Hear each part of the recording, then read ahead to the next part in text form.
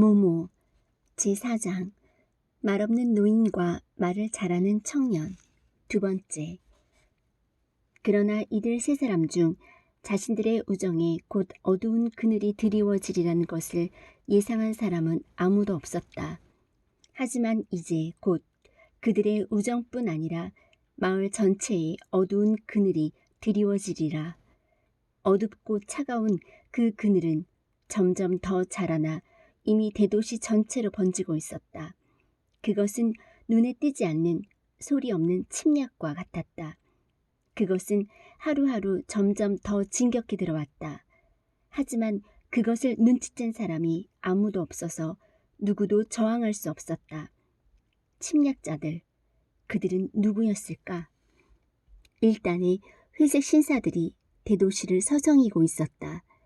그들은 지칠 줄 모르고 무슨 일인가 열심히 하고 있는 듯 보였다. 그들의 수는 날이 갈수록 불어났지만 다른 사람들이 보지 못하는 많은 것을 볼 수 있는 베포노인도 그들의 존재를 눈치채지 못했다. 그렇다고 그들이 눈에 보이지 않는 존재인 것은 아니었다. 사람들은 그들을 눈으로 보았다. 하지만 보지 않은 것이나 마찬가지였다. 그들은 사람들의 눈에 띄지 않는 아주 교묘한 방식을 알고 있었다. 사람들은 그들을 그냥 스쳐 지나치거나 보고도 금세 잊어버렸다. 그들을 눈여겨보는 사람은 아무도 없었다. 그랬기 때문에 날마다 수가 불어나고 있었는데도 그들이 어디서 왔고 또 어디서 오고 있는지 묻는 사람은 아무도 없었다. 그들은 우아한 회색 승용차를 타고 거리를 돌아다니고 집집마다 드나들고 레스토랑마다 자리를 잡고 앉아 있었다. 그리고 가끔 조그만 수첩을 꺼내 무언가를 적어 넣었다. 그들의 옷은 거미줄 색깔 같은 잿빛이었다. 얼굴색까지도 짙은 잿빛으로 보였다. 그들은 뻣뻣한 둥근 중절 모자를 쓰고 작은 잿빛 시가를 피웠다. 그리고 저마다 납회색 서류 가방을 들고 있었다. 회색 신사들 몇몇은 이미 원형극장 주변을 서너 번이나 서성대며 온갖 것을 수첩에 적어 넣었다. 하지만 관광 안내원 기기조차 그들을 알아보지 못했다. 모모만이 그들을 알아보았다. 어느 날 밤 그들의 어두운 그림자가 언뜻 폐허의 맨 위 가장자리에 어른거리는 것을 보았던 것이다. 그들은 서로 손짓을 하고는 의논이라도 하는지 한 군데 모여 머리를 모았다. 아무 소리도 들리지 않았다. 하지만 모모는 갑자기 한 번도 느껴본 적 없는 으스스한 한기를 느꼈다. 입고 있는 헐렁한 웃옷을 아무리 꼭꼭 여며도 소용이 없었다. 보통 한기가 아니었다. 그러고 나서 회색 신사들은 다시 사라졌고 그 후로 다시 모습을 드러내지 않았다. 그날 밤의 모모는 여느 때처럼 나직하지만 웅장한 음악을 들을 수 없었다. 하지만 다음 날의 생활이 평소와 다름없었기 때문에 모모는 이상한 방문객들을 더 이상 생각하지 않았다. 모모 역시 그들을 잊었던 것이다. 제5장 많은 사람들을 위한 이야기와 한 사람만을 위한 이야기. 모모는 날이 가면 갈수록 관광 안내원 기기에게 없어서는 안 될 소중한 존재가 되었다. 그처럼 한결같지 못한 경박한 젊은이에게 이런 말을 쓸 수 있는지는 모르겠지만 그는 헝클어진 머리의 이 조그만 소녀를 깊이 사랑했다. 그리고 어디든 데리고 다니고 싶어 했다. 이미 말했듯이 기기는 이야기하기를 아주 좋아했다. 그런데 이 점에서 기기 자신도 피부로 느낄 수 있는 커다란 변화가 발생한 것이다. 예전에 기기는 이야기를 하다 보면 궁색한 지경에 빠지기도 하고 도무지 그럴듯한 생각이 떠오르지 않을 때도 많았다. 그래서 전에 했던 이야기를 되풀이하기도 하고 영화나 신문에서 보았던 이야기를 슬그머니 활용하기도 했다. 말하자면 땅 위를 걷는 격이었다고 할까? 하지만 모모를 만난 다음부터 기기의 이야기는 갑자기 날개를 얻었다. 특히 모모가 곁에서 이야기를 듣고 있을 때면 그의 환상은 봄날의 풀밭처럼 활짝 피어났다. 그의 주변에는 어른아이 할 것 없이 많은 사람들이 몰려들었다.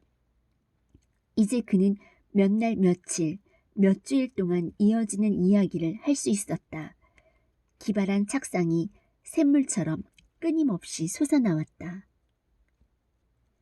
상상의 나래가 자기를 어디로 데려갈지 알 수 없어서 기기 자신도 자신의 이야기에 귀를 기울일 정도였다. 어느 날 여행객들이 원형극장을 둘러보러 왔을 때에 그는 다음과 같이 이야기를 시작했다. 그때의 모모는 조금 떨어진 돌계단 위에 앉아 있었다. 존경하는 신사숙녀 여러분, 여러분이 잘 알고 계시듯이 슈테라파치아 아우구스티나 여왕은 비겁한 부들부들족에 끊임없는 침략을 물리치기 위해 수없이 많은 전쟁을 치러야 했습니다. 또 한 번 부들부들족의 공격을 물리친 여왕은 끊임없이 귀찮게 구는 이들의 공격에 몹시 화가 났습니다. 그래서 부들부들족의 크삭 소트락 솔루스 왕이 금붕어를 바치지 않으면 쥐새끼 한 마리 남겨두지 않고 모두 몰살시키겠다고 엄포를 놓았지요. 신사숙녀 여러분, 그때 이 나라에서 금붕어를 아는 사람은 거의 없었습니다. 하지만 슈트라파치아 여왕은 한 여행객을 통해서 크삭 소트락 솔루스 왕이 다 자라면 황금으로 변하는 조그만 물고기를 갖고 있다는 얘기를 들었던 것입니다. 여왕은 이런 희귀한 물건을 꼭 손에 넣고 싶었습니다. 크삭 소트락 솔루스 왕은 속으로 쾌재를 불렀습니다. 왕은 진짜 금붕어는 침대 밑에 숨기고 여왕에게는 보석으로 치장한 수프 접시에 아기 고래를 담아서 보냈습니다. 금붕어가 좀 작을 거라고 생각했던 여왕은 보내온 물고기가 너무 커서 조금 놀랐습니다. 하지만 크면 클수록 더 좋지. 여왕은 스스로에게 이렇게 말했습니다. 물고기가 크면 더 많은 황금을 얻을 수 있으니까요. 그런데 이 금붕어는 금빛을 조금도 띠고 있지 않아서 여왕은 조금 불안해했습니다. 하지만 크삭 소트락 솔루스 왕의 사신은 물고기가 다 자라야 금으로 변하지 그전에는 그렇지 않다고 설명했습니다. 따라서 물고기의 성장을 절대 방해하지 말아야 한다는 것이었죠. 사신의 말을 듣고 슈트라파치아 여왕은 안심했습니다. 아기 고래는 하루가 다르게 쑥쑥 자랐습니다. 그만큼 엄청난 양의 먹이를 먹어 치웠지요. 하지만 슈트라파치아 여왕이 가난하지 않았기 때문에 이 물고기는 양껏 먹고 뚱뚱보가 되었습니다. 어느새 수프 접시는 물고기에게 너무 비좁게 되었습니다. 크면 클수록 더 좋지.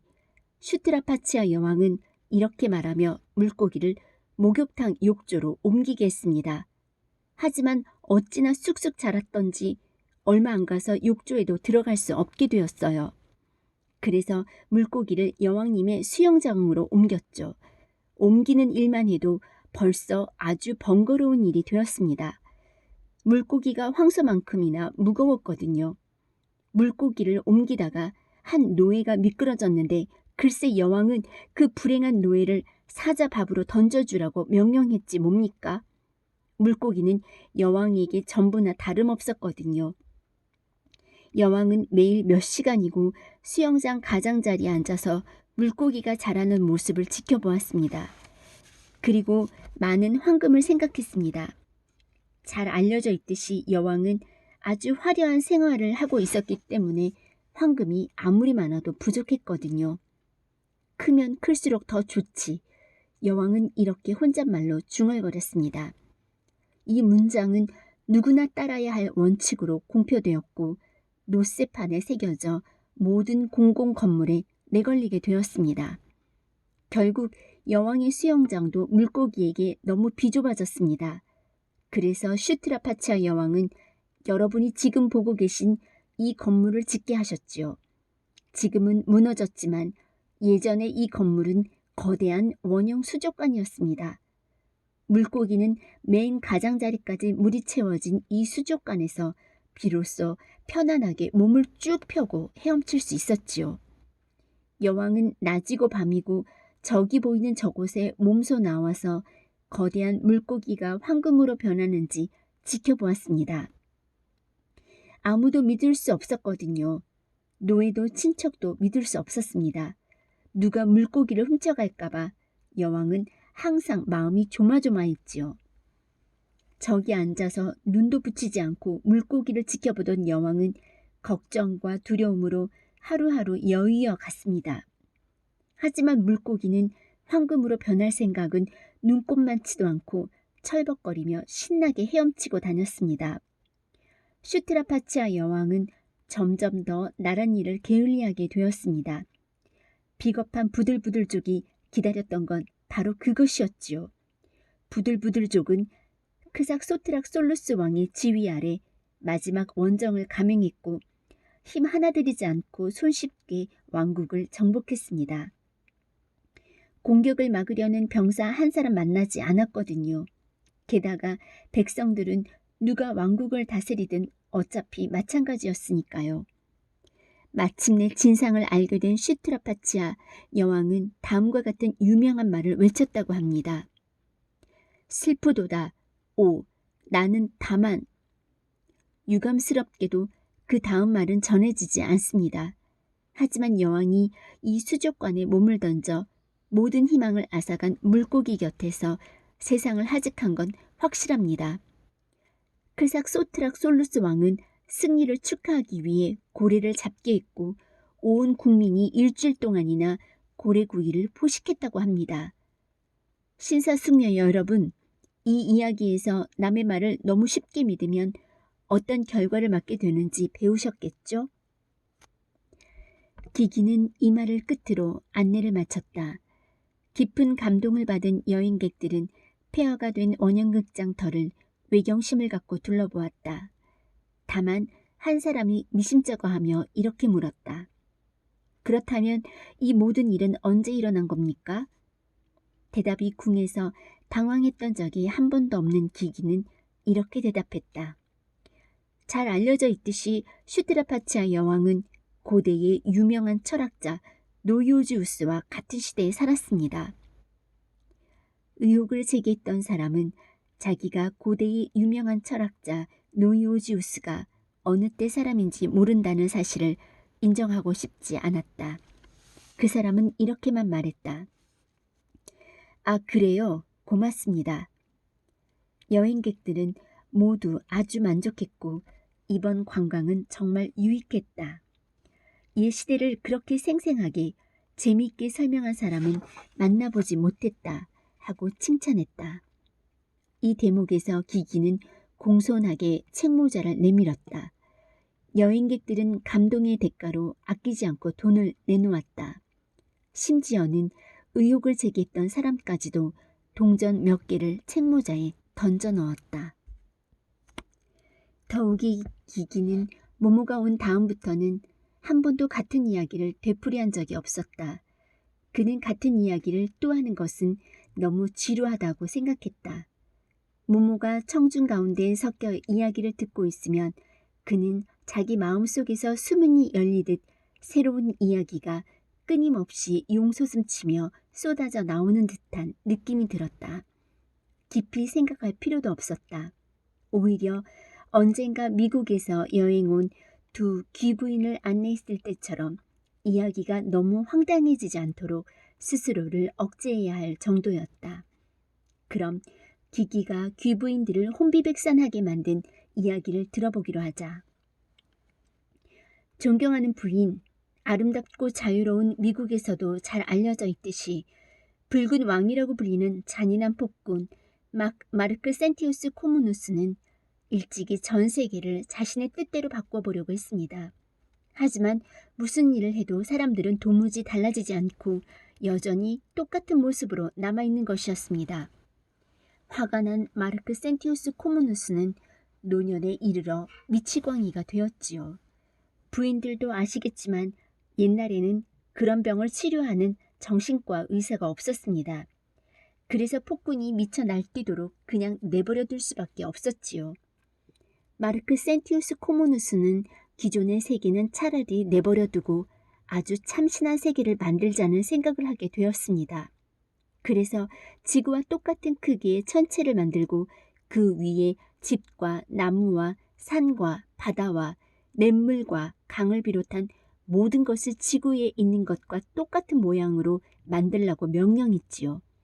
당시 지구에 살고 있는 전 인류는 일을 하지 않으면 사형에 처한다는 엄한 명령에 못 이겨 이 엄청난 작업에 참여할 수밖에 없었습니다. 사람들은 우선 거대한 천체를 놓을 받침대를 만들었습니다. 여러분이 보고 계신 이곳은 바로 그 받침대의 폐허입니다. 그 다음에 지구만한 크기의 거대하고 둥그런 천체를 만들었습니다. 드디어 천체가 완성되자 지구에 있는 모든 것을 쏙 빼닮은 모형들을 만들었습니다. 당연히 천체를 만드는 데는 아주 많은 재료가 필요했지요. 그런데 그 재료를 구할 때라고는 지구밖에 없었습니다. 그래서 천체의 크기가 점점 커지는 만큼 지구는 점점 더 줄어들게 되었지요. 글쎄, 새로운 세계를 만들기 위해 옛 지구에 남아있던 조약돌 하나까지 몽땅 옮겨왔으니까요. 당연히 사람들도 몽땅 새로운 천체로 이사 올 수밖에 없었지요. 옛 지구는 다 써버렸거든요. 마르크 센티우스 코모누스는 엄청난 공사를 벌인 보람도 없이 결국 모든 것이 옛날 그대로라는 것을 알고는 옷자락으로 얼굴을 가리고 떠나버렸습니다. 어디로 갔는지는 아무도 모른답니다. 보세요. 무너지긴 했지만 지금도 알아볼 수 있어요. 깔때기처럼 움푹 들어간 이곳은 옛 지구의 표면이 놓여있던 토대입니다. 그러니까 모든 것을 거꾸로 생각하시면 되는 겁니다. 미국에서 온 예민한 노부인들은 얼굴이 헬쓱해졌다. 한 부인이 물었다. 그러면 그 천체는 어디 있나요? 기기는 이렇게 대답했다. 지금 그 위에 서 계시잖아요. 오늘날의 세계가 바로 새로운 천체예요. 예민한 두 노부인은 기겁해서 비명을 지르며 달아나 버렸다. 기기는 할 일 없이 책모자를 내민 꼴이 되었다. 하지만 기기는 아무도 없는 곳에서 꼬마 모모에게 이야기를 들려주는 것을 제일 좋아했다. 모모가 옛 이야기를 가장 좋아했기 때문에 기기가 들려주는 이야기는 주로 옛 이야기였다. 이야기 속에는 거의 언제나 기기와 모모가 등장했다. 그 이야기는 두 사람만을 위한 것이었고 기기의 다른 이야기들과는 아주 달랐다. 모모는 나직한 목소리로 부탁했다. 얘기 하나 해줄래? 좋아, 누구 얘기를 할까? 모모랑 기롤나무 얘기가 제일 좋아.